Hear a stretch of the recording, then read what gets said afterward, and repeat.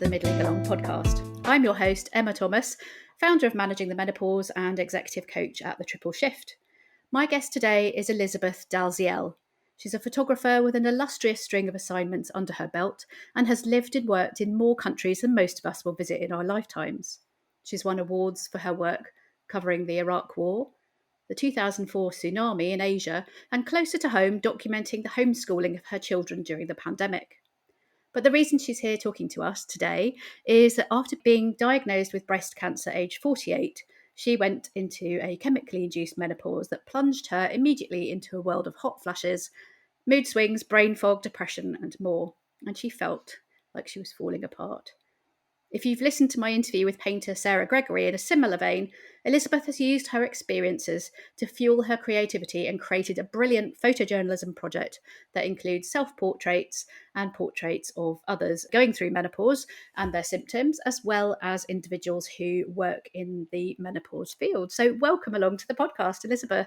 Thank you so much, Emma. It's a pleasure being invited to such an important podcast as the one dealing with middle age and women middle age who are often a bit overlooked as they're sandwiched between responsibilities at home and with the parents and work and just making it making everything happen. And also it's a great opportunity to highlight a project that I started the project to make menopause a bit more visible, because as you mentioned, when I was medically induced into the menopause, when my estrogens were blocked, my tumor was estrogen responsive. So estrogen, which is a hormone that decreases during menopause, was just basically cut off.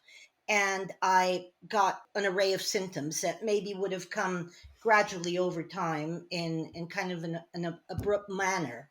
So the first thing you do is you go on the computer and you look for what is going let's on. see, what's this? What's men? And there was information up there. Not as much information as there is right now. There seems to be quite a movement now almost to try and help women, in all kinds of environments. But at the time, as I said, you could find forums, you could find articles, a lot of them read like stereo instructions. But what really struck me was that there wasn't really any visually engaging material that you could say, oh, wait a minute, that's me. And something that I kind of joke about a bit is that when I looked into the web browser, apologies, that's a dog deciding to be playful. Anyway, going back to my earlier thought, I was just going to mention that if you were to enter the word menopause into your web browser, and I say this in a TED talk that I gave, you could assume only white women wearing beige go through the menopause, because there was very little representation of somebody other than that demographic. And one of my aims in picturing the menopause and photographing the menopause was to create a larger bank of images where women who are Black, women who are Asian, women who are Muslim, men who are impacted by the menopause can say, this isn't just a woman's problem. This touches me. So when I started doing the project, as projects kind of organically grow, it began with, my close circle of friends, because the first thing that happens when you get the menopause is you start talking to other women who are about, women of a certain age, and they were saying, oh yeah, yeah, I've had hot flushes, I think I'm going mad. And all of a sudden you start tying one and one. So I began asking my friends, Lisa Davis, who was experiencing hot flushes in the night that woke her up. She'd wake up in a sweat, and she was completely, she said it was like she'd taken a shower or something. And then what hit her afterwards was that she'd get a chill then, and she wondered, if there was something wrong with her. So I said, would you be able to share this experience and let me photograph this? One thing that was very interesting is that I come from a traditional kind of documentary photojournalism background where you photograph what you see. But the problem with medical symptoms is that how do you photograph how you feel?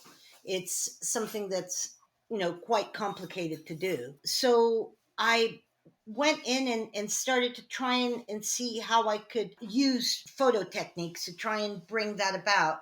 So I ended up getting light brushes, and the process from which I photographed a lot of the symptoms they were photographed Hmm. completely in the dark with a long exposure, and I used torches, Oh, then with fiber optic light brushes, and I used that. The picture that opens the series, it's Davis having hot flushes. I basically painted her with light, and it had a red gel, so you could basically almost see, kind of the heat rise from her. And I thought, oh well, I was really taken aback from how good that was at showing what was happening. So then I followed that up photographing my friend Rachel Woods, who had also had a cancer diagnosis such as myself. Her estrogen wasn't estrogen, her tumor was not estrogen positive. But there's a lot of ignorance in not only among civilian population, but within the medical. hmm, As soon as they hear somebody's had breast cancer, they're like, oh no, well, we can't do HRT because you've had breast cancer. And she was like, look, my tumor isn't estrogen responsive. It wouldn't be affected by HRT.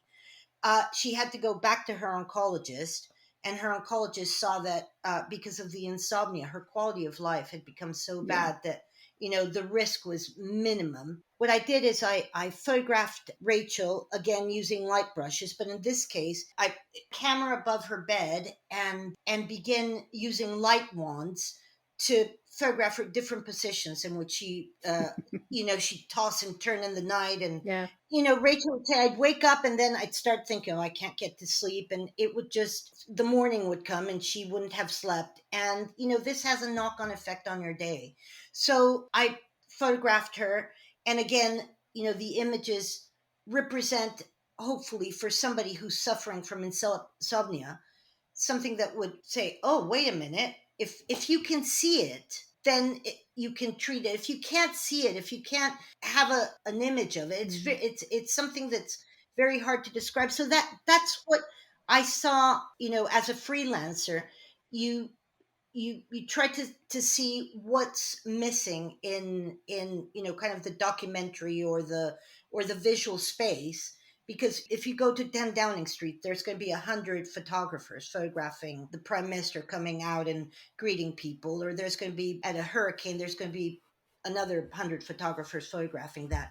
But I realized, because of the difficult nature of this very abstract subject, which is a menopause, there was nobody that was running towards it. Also, because it affects, again, a population that can sometimes fall through the cracks and be very overlooked.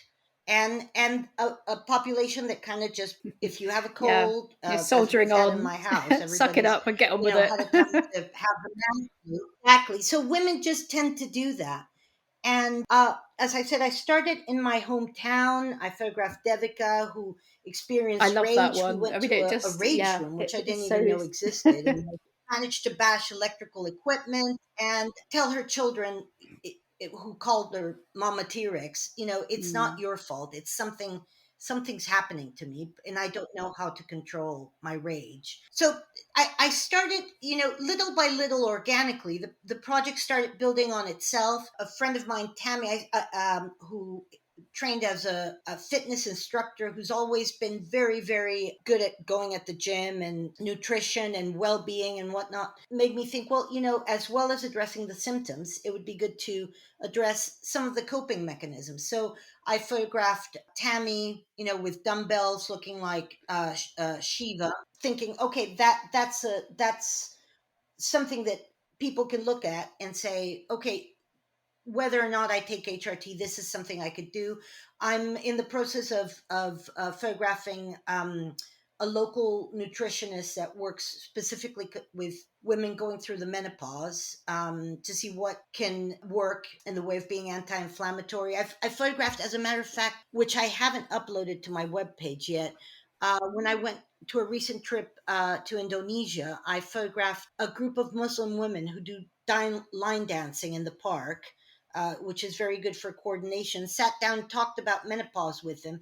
And it was very interesting that because of a diet that is rich in soy, a lot of the Asian population seems to have kind of reduced symptoms. And when some of that population, I spoke to a doctor in Mexico, was saying if a Japanese woman then went and lived in the States and changed her diet and her lifestyle, she would begin to replicate the same symptoms of menopause as the Hmm. women that are Caucasian and living in the States. So, like I said, I began photographing the symptoms, then went to coping mechanism, and then this opened into a larger arena beyond my hometown where I began to meet activists like Karen Arthur, who has a Menopause Goes Black podcast, which said, you could hear a story 6 or 7 times, but the minute you hear it from somebody who looks like you, who it just lands Mm. differently, and and a light bulb goes up, and you think, you know what, I'm going to go to the doctor. And thanks to the work of Diane Danzebrink, who's another activist who I then photographed as well. She, through her Hmm. movement Make Menopause Matter, she's made it so as of last year, I believe, 2024, menopause would be a required subject for GPs to study, because a lot of the times, your first port of call as a woman is a your GP. Mm. Unfortunately, it's still not mandatory for GPs. I know that her campaign has got it introduced into the secondary education curriculum. I think they were hoping that it would become mandatory Oh education for yeah. GPs, but we're not there yet. Funny enough, she's I don't know if you've had any of her pamphlets that she's done for, where you've got a symptom tracker, and you could tick all the different boxes. Well, I photographed her with her Make Menopause Matter campaign T-shirt, and also, as she introduced, you well said, menopause into the secondary school curriculum. I've got, currently my two boys are in secondary school, and I then integrated my son into this menopause project, because I don't live in a bubble, as many women, don't live in a bubble. I became quite moody and depressed. I was diagnosed as Hmm. bipolar, so when earlier in life, and have been, managing it through medication perfectly well. But when the menopause hit, it was like an added, it hits your Achilles heel. So I became very moody. And at the same time, my son, who's going through adolescence, is flooded with testosterone. My estrogen levels become depleted. And at home, it was just like, a disaster. It was like the perfect storm. It was like a hurricane. So I photographed my son playing on his PlayStation, and to bring to light that this affects your children, and how important it is, that our teenagers become aware of what is happening to their mothers. Hmm. I photographed Dr. Vikram Talulikar, who is the founder of the menopause clinic at UCL. And he said, I wish I knew now. I knew then, Mm. when my mother was going through the menopause, what I know now, because I would have been able to help her. And it's funny, my children will see me like walking around the house in a bra and go like, "Oh, hot flush, mom." It's, but at least, it's, they don't think, "Oh, was it something I did?" And sometimes I'll say, "It's nothing you Yeah. did. Mummy is not having a good day, and just trying." I photographed also Dr. Nigata Reeve, who is amazing. Also another person in the menopause Of space course I that, have. if Yeah. you haven't heard of her. I went to her clinic, which happens to be near my house, and photographed her at her doctor's office. Hmm. And she was telling me she visits mosques to speak to Punjabi women in Punjabi, or Urdu, is it Urdu? Punjabi, Hindi, and yeah, Urdu and Punjabi, about a lot of subjects that are taboo, about vaginal atrophy, which, when I was mentioning in, it's not your fault and so on, there's been cases. I was speaking to a doctor in Mexico, Nacho Najar, where domestic abuse can happen because, A woman isn't, Mm, it's painful to have intercourse. And if you deny that to the husband, and the husband isn't understanding, and it lives in a society where, yeah. this is allowed, or even if it's not allowed, it can happen. It can impact the life of the family, the life of the woman. I mean, sometimes it could, end in a situation that is dangerous for the well-being of all involved. So it amazed me that, when you think of women in a Muslim community, talking about vaginal atrophy isn't the first thing that comes to mind. So it was important for me to photograph a doctor in a hijab, who spoke from a different point of view and from a different perspective than, again, going back to the white woman dressed in beige, fanning herself. It just it began to show me how, by me taking these pictures and using this skill that I had, I would be able to create a tool that could help raise awareness. At the moment, there's a traveling exhibit in Mexico. I've had the piece, some of the images published in National Geographic. Funny anecdote: when the images ended up in National Geographic, which is a very well regarded place to place photographs for a photographer, I had a message from another good friend of mine who's a photographer, Andrea Bruce, and she said, "Elizabeth, have you seen they've put out an open call for Ah, anyone who wow. has menopause pictures, because they couldn't find." So she said, "Here's the name of the editor, Mallory Benedict," and I ended up messaging her, and I said, "Oh, I've got a project," and I mean, she was like, "Oh, well," because it's, again, a Mm, subject that for many people, it's not sexy. It's not, it doesn't, it's not easy to photograph. It's taboo. It's got a lot of things, for people going like, "Oh, you know what? I'll go and photograph something that's easier." But for me, it was kind of sure. almost therapeutic to photograph this, because as I went along, I understood, I photographed Dave Messenger at Watford Football Club, The least places you would who, expect of to be all menopause of all friendly places, employers. yeah, they really pushing to create menopause friendly work policies. And I said, why? I mean, usually it's like blokes drinking beer and watching football. Mm, He said, no, we've got, female team, female colleagues, we've got football fans that are women, and also everybody's got a wife, a daughter, a mother. So, and the awareness that, from a male perspective, he said he felt so rewarded when some of his female colleagues would come and talk to him about the menopause. When in previous times they would have said, well, just take off your cardigan and go and stand by a window or something like that, no. or not even that. Women Ridicule. would not Yeah. say that for fear of losing their jobs. And it's a very serious problem, because a lot of women, Karen Arthur, Menopause Was Black podcast, said she ended up stepping down from her job because she felt she couldn't cope. And when I photographed Carolyn Harris, she was talking about what an impact this has on the economy. If you take half of the working population, either to reduced hours or quit their job altogether, the impact that this is going to have. So I went to the Houses of Parliament to photograph Carolyn She's amazing.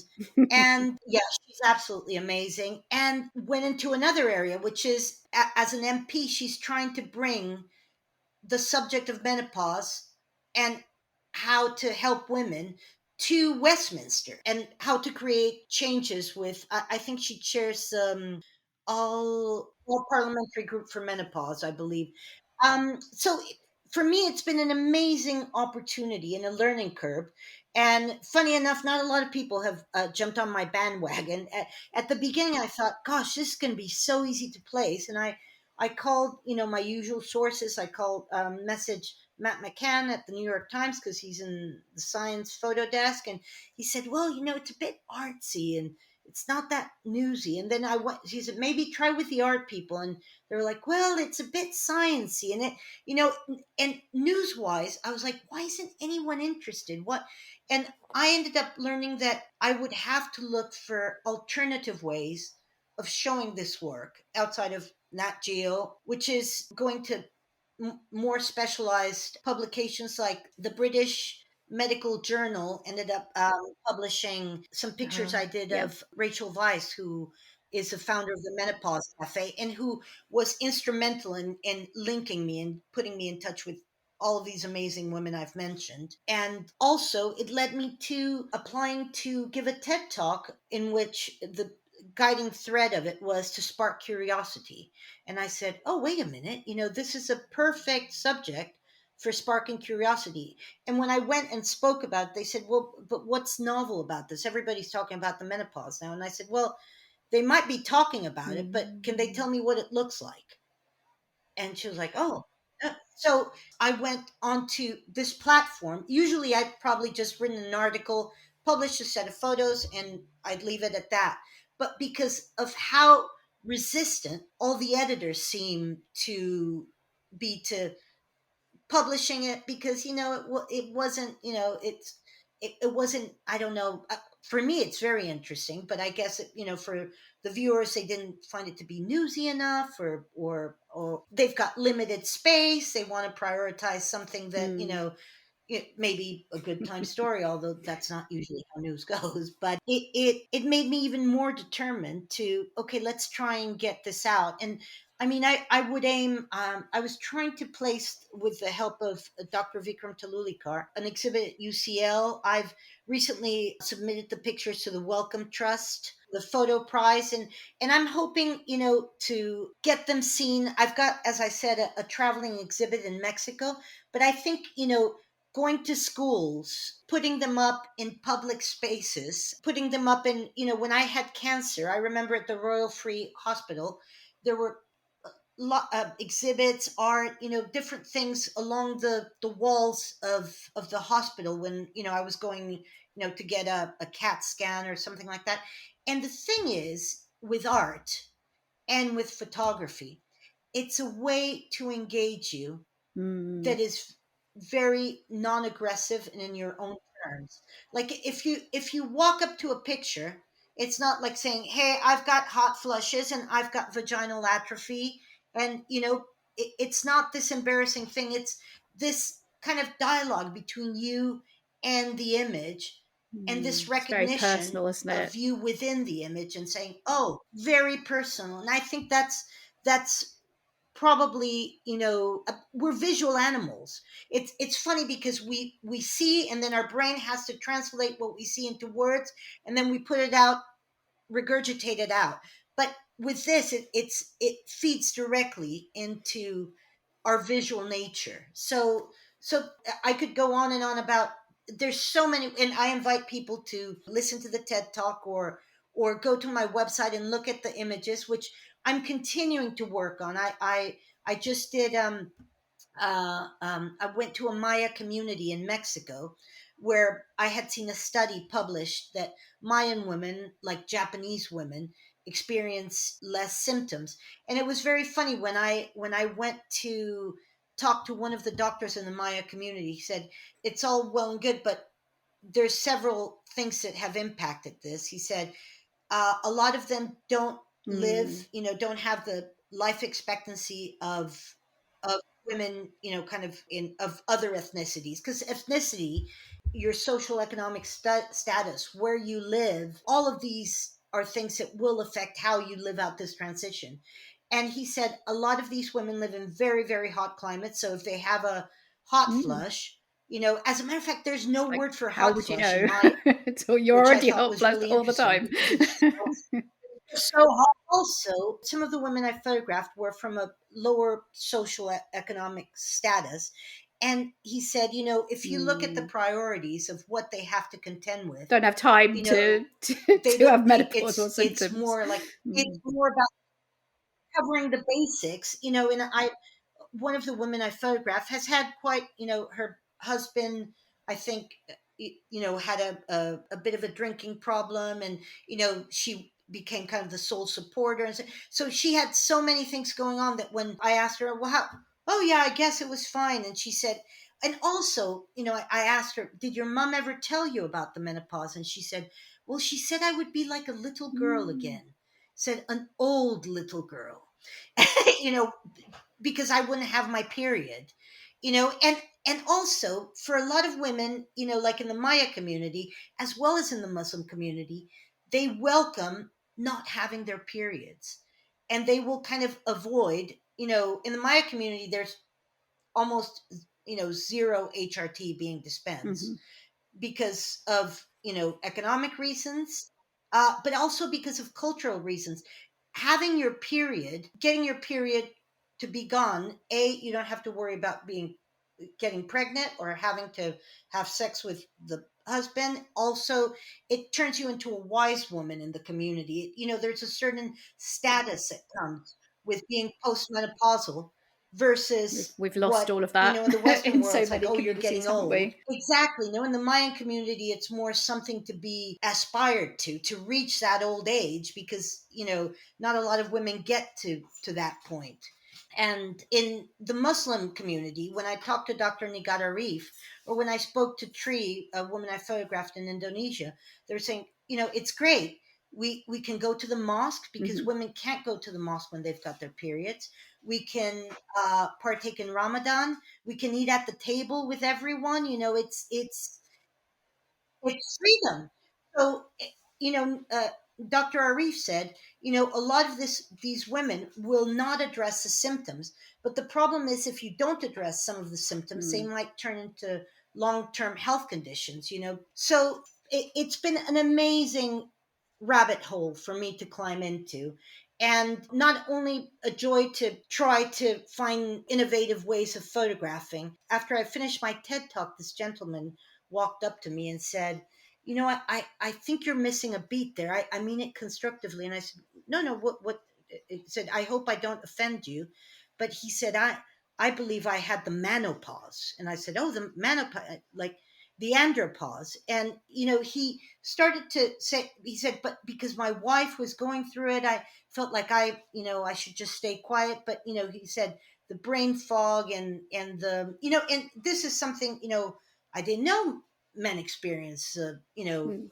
a, a, maybe a different version. It seems it's not, it's not all of them. It's a portion of the community, but it's also an interesting. So I said, oh, and I'm right now working to go and take a picture of him sitting at the pub, because I said, and did you No. share it with your friends? He's like, Even oh, more no, taboo. I didn't. You just don't talk about it. Yeah, and it's funny now that I was mentioning the men. When I went up to Scotland, and this was somebody that Rachel Weisz put me in touch with, Hmm. which was the transgender menopause experience. Which, I photographed Audran Thomas, who has a beautiful poem about being a teenager and going through menopause and sitting his A levels while having brain fog and breaking into a pool of sweat, which, because his period, he was a woman and he took estrogen blockers, and he transitioned during his teenage years, and it coincided Hmm. with his A levels, and his period stopped. And I had a very straightforward portrait of him with facial hair and so on. I just thought it's very interesting. I went into the art space with Sam Wellington, making these sculptures, and this is again, how a woman who has not only artistic means but is middle class can channel, like I have, or sorry, my menopause Oh, brain, Sarah the Gregory. Yeah. painter that Fantastic the work. lovely work, the painter. We're lucky enough to have Mm. the space, the time, some means to put this out. Cat Lyons was a poet also, who put a play about the menopause called Dry Season, and we can express it in that way. When I photographed Marga Poole in the Maya community, she didn't have the tools or the time or the inclination to put it out there, or to give herself time to experience it. And we're lucky, that we're able to do it. It's become quite an interesting sort of little mini series. These sort of creative forays into painting or photography in your case, and I think it's hopefully we'll see more of them. I interviewed Jenny Smith as well, who had her 40 over 40 photograph portrait series, and she's, I think, worked with some of the same people that you have. Goodness. Well, I'll have to look her up, definitely. And Sam Wellington is also a sculptor that I photographed for the series, who Mm. he does these amazing heads, kind of depicting each, some of the symptoms. Again, trying, I think women, it's almost kind of therapeutic to use a creative or artistic means in order to try and make sense of what is happening, because it's a big change. I mean, they call it the change for a reason, and women are living 20 years Mm. past the end of their reproductive lives. I mean, women now, it's we need to think about not only Mm. perimenopause and menopause, but postmenopause, because sometimes the symptoms can stretch far beyond the end of your actual periods. There will be, as this sort of cohort of us sort of moving through and into that post-menopause phase, hopefully again that kind of whole conversation opens up more in the same way that it has done around perimenopause and itself. That seems like a really good place to finish. Thank you so much, Elizabeth, for talking to us. I will make sure that there's a link to your website and your fantastic TED Talk in the show notes. But yeah, what else are you working on coming up? Do you have any more in the series, or are you concentrating on other things? I'm doing all sorts of interesting things. I'm continuing the series. I hope, in collaboration with my university in Mexico, because I happen to be Mexican. I'm hoping to create possibly a book. We're in talks to do that.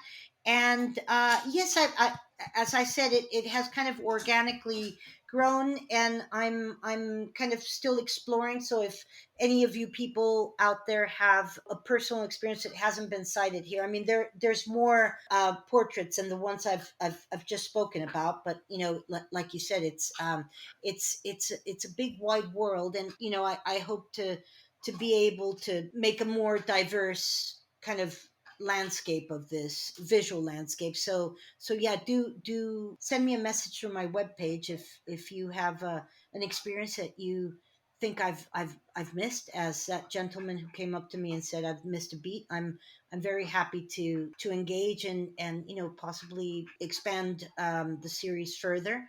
And then I'm working on mental health in the Southern Globe, and with many other publications, NGOs. I'm working on climate issues with Greenpeace. You are It's indeed very yeah, busy no, it's lady. keeping busy. Well, thank you very much. For those of you who haven't already seen the photos, you've got a real treat in store. Do go and check them out. And yeah, thank you again for coming to talk to us all. Thank you so much, Emma. Thanks for listening to the Middling Along podcast. If you enjoyed today's episode, please go and leave us a review over at Apple Podcasts. You can check out the full back catalogue of all our episodes over at middlingalong.com. You can also find out more about my work as a coach. Go to www.thetripleshift.org.